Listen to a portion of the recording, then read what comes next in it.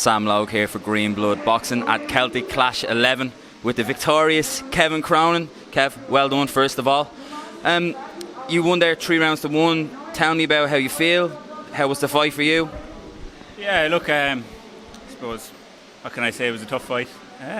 Look, I had 3 spars in 3 weeks training really coming up to it. Because I was saying I was away for a couple of weeks. Look, I was kind of half talked out of taking the fight in 3 weeks, but I said, you know what, we'll go with it. Yeah. I knew I was going to find it tough in there because, well, I know how my tank is, you know. So yeah, I'd say maybe lost the first round. I'd say if it was any, because I fucking kind of, as I said, I knew the pace and I knew I wasn't going to be able to stick to the pace that I was at my last fight. So I kind of took it a bit slow, but then I went back to my corner and they said, too slow, pick it up. Yeah. So that's what I had to do. Look, I said before the fight I was going to sit in there a bit more, and I done that. Look, I put the guard up high, I sat in there, and look, it was to prove nothing to no one, only myself, because I needed to know I can sit in there and take the shots, and I knew the headlight had a lot of power. And look, I took his best shots in there and I kept coming forward. Look, I've taken tougher and better opponents out with a full camp, so but look, I'm happy to get them 4 tough rounds. I sat in there, probably look, timing and range was a bit off for most of the fight until even the last half of the 4th round, but look, can't complain. I got the win, that's all I wanted. And look, do you know what, I needed a kind of a gritty fight like that, because when these step up fights are coming now, then I'm going to have to know what to do when I sit in there trading, and look, my tank will be a lot better, and on we go. Exactly. I mean, look, you almost said it all there, but how much do you learn from a fight like this? I mean, that guy was, as we said there, he was very strong, he was very capable, he was in there, he was landing some good shots, as you said, when you maybe started a little bit slow, but you picked it up well. But what do you learn from that kind of fight? That was a tough, really good learning fight, wasn't it?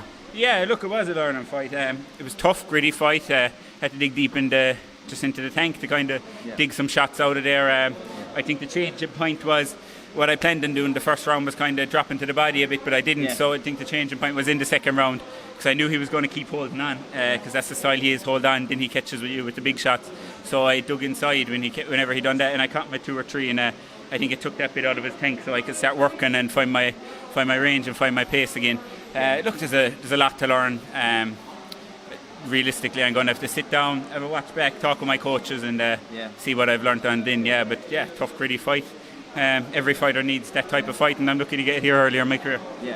How was the tactics? How did they change throughout the fight? And we could see that, like you said there, at the start it wasn't so much to the body, and then you started to go more to the body, then you started to bring the uppercut into play. What was kind of Jonathan's tactics, and how did his advice to you change throughout the fight? Look, I wanted to feel his power in the first round. I wanted to see what that talk was about. I heard he was a solid puncher. I wanted to taste it for myself. It wasn't the plan, but I did at some point want to show I have a chin and I can take shots very clean and they won't stir me. And I think he caught me with about 2 clean shots to the chin there, and they didn't stir me. I kept coming forward, so look, I showed that there. The change in tactic was, look, as I said, high guard in the first round. I went out. Jono wanted me to work from the first round really, which I didn't, but in the corner, he was saying drop him to the body, and then as I was catching him to the body, he was copping onto it and he was saying turn him into the uppercut. Unfortunately, I didn't find that uppercut until about the last... Less than ideal. until the last 20 seconds of the fight. When I did land clean, he fell back against the ropes. But look, not going to lie, I was feeling it in the tank at that stage, and I didn't kind of want to I did let loose, but I didn't want to just blow the load completely. And look, even if I did put him down there, he was going to get back up and get to the end of the fight. Unfortunate I didn't start using the uppercuts earlier, but look, I won. What else do I want? I can't complain. That's it. So what's next from here? Obviously you're just out of the ring. What's the kind of thinking? You want to get back in pretty soon, and hopefully with a longer camp? Yeah, definitely with a longer camp. Look, there's I knew there was going to be a hiccup before this fight, which is why I didn't think I was going to take it, but it was actually 3-4 weeks ago I actually said, all right, let's go with it, and went 3 or 4 spars, 3 or 4 weeks training. Definitely look, let's get 10-12 week camp up to an 8-rounder. I know I felt the pace in a 4-rounder there, but I showed in my last fight what a full camp, what my tank is like. So all I need to do, get in there, loads of sparring, full camp, get in there and do an 8-rounder at a high pace without getting tired, and just prove, and keep proving, like, you know. Exactly. 100%. Kev Cronin, thank you so much. Victorious today at Celtic Clash 11. I can't wait for the next one. Nice one.